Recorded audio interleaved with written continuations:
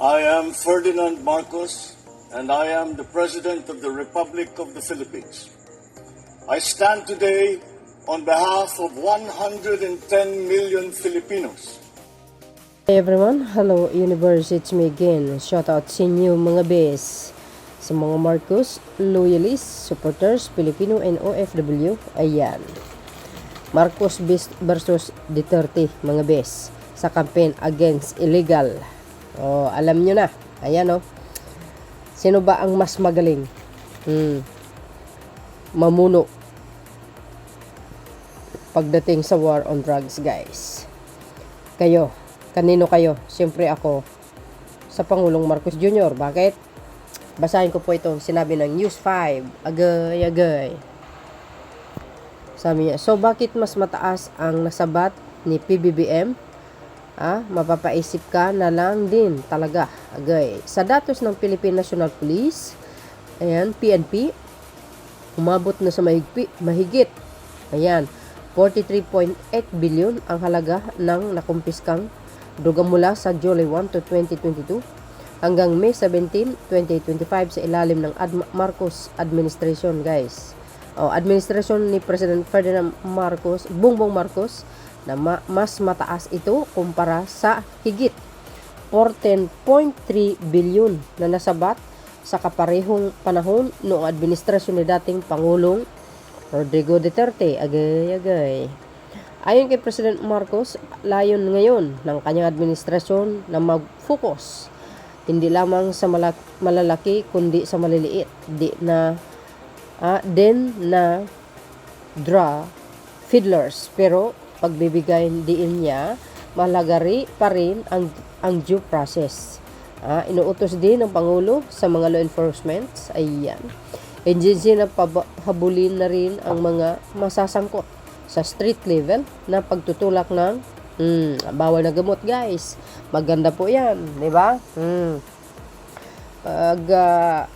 Pag ang Pangulo kasi ay laging inaalala yung kapakanan ng taong bayan, lalo na yung mga teenagers, talagang gagawa ng paraan yan.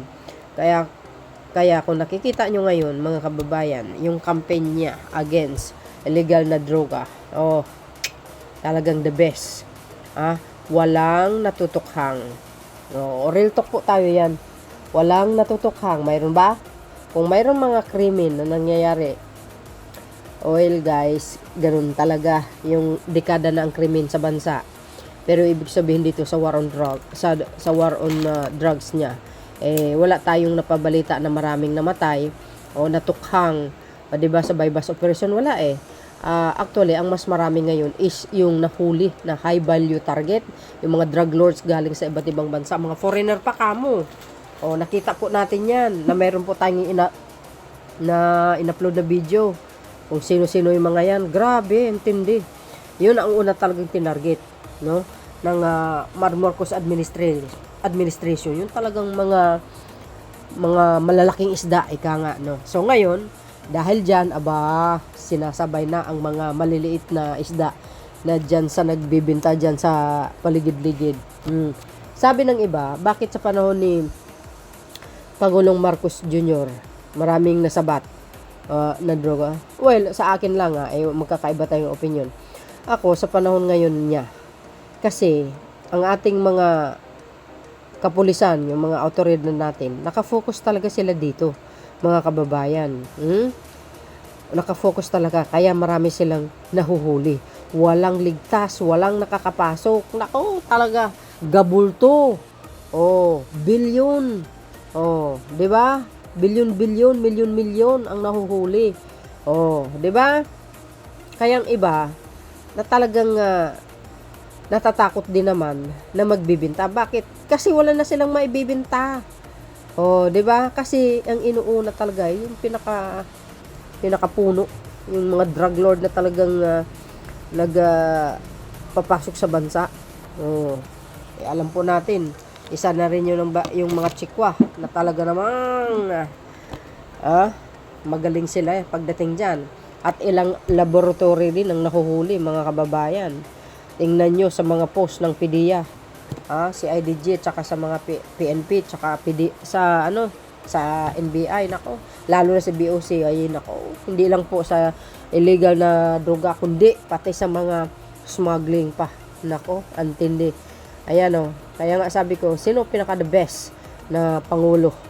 O, pero sa akin, si Pangulong Marcos Jr. kasi very organized ang kanyang pamumuno, mga kababayan. O, di ba? Walang namamatay sa war on drugs niya. Tingnan nyo naman yan. O, hindi tulad kay Pangulong Digong, ang daming namatay. O, kaya nga siya nakulong. Di ba? Yan po ang kadahilanan. Abusing in power, crimes against humanity. Ayan, ex-President Rodrigo Duterte, administration 14.3 billion lang halaga. Ayan o, ng mga nasabat na illegal na droga mula noong July 1, 2016 hanggang May 17 to 2019. Oh, sus Maria Josep. Oh, parehong taon lang yan, ano? 3 years ba? 3 and a half or mostly, 3 years na. Oo, ayan, 3 years nga.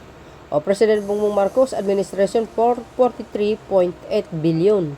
Halaga, goes. Ang laki. O, yan, maraming nahuhuli na illegal na droga, mga kababayan, wala pang natutukhang. Kay Digong, napakababa lang, di ba? Ang daming natukhang.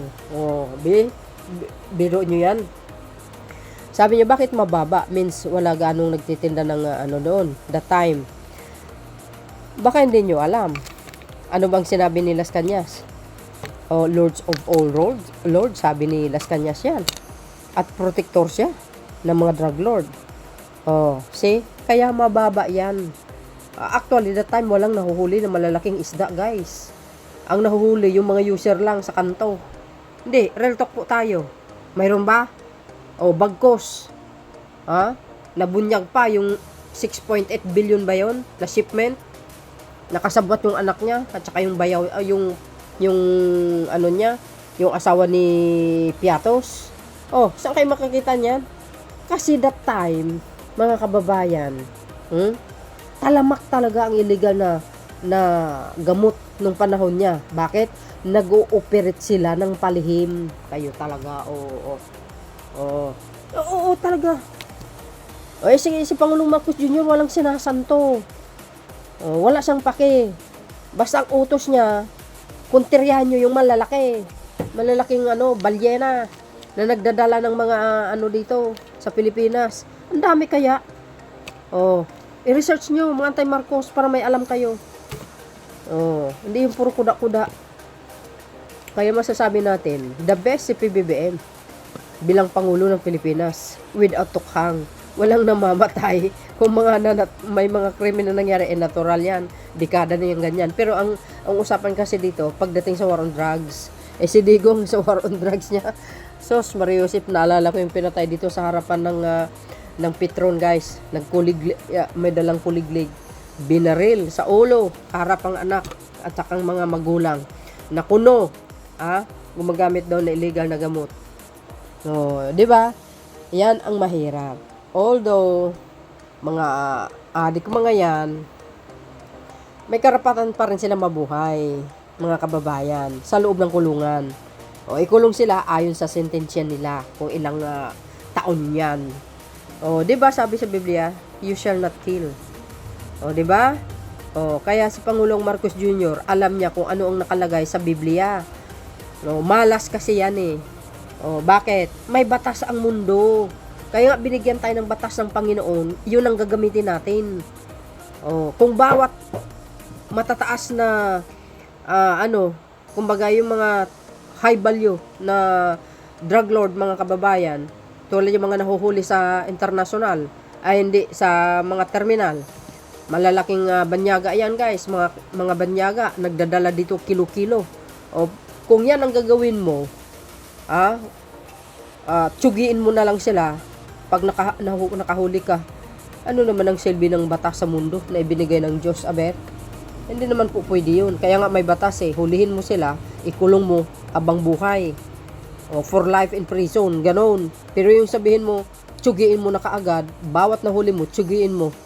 Ay nako, talaga lalabag ka sa batas. Abusing power at saka crime against humanity nga Bawal nga yan Oh, see? Sabi, oh, talamak ang patayan. Ay, sus, Mariusip, nakikita nyo ang Marcos administration, pero hindi nyo nakikita ang Duterte administration. Oh, buplax talaga yung mga utak nyo. Mga anti-Marcos kayo. Nakikita nyo yan? Kung gaano kadami? Oh, kaya nga kinakilala tayo sa United Nation eh. Maganda ang pamumuno ni Pangulong Marcos Jr. Oh, yung very organized, yung kanyang war on drugs, napakaganda. Walang namamatay. Mayroon sino nagsabi na may namamatay?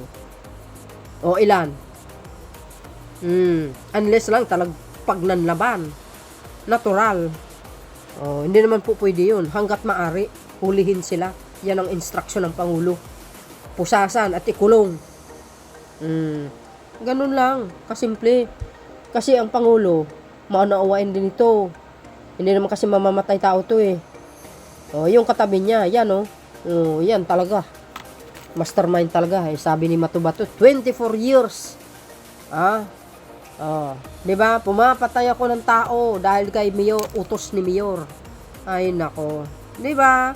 Mga bes, karma is real. Yan ang kinatatakutan ni Pangulong Marcos Jr. Ay, kahit sino takot sa karma, no? Gumawa tayo ng kabutihan para more blessing na darating sa buhay natin. Pag gumawa ka ng kasamaan, dalawa lang ang pupuntahan mo niyan eh. Either cementerio o sa hospital. Ganun lang yun.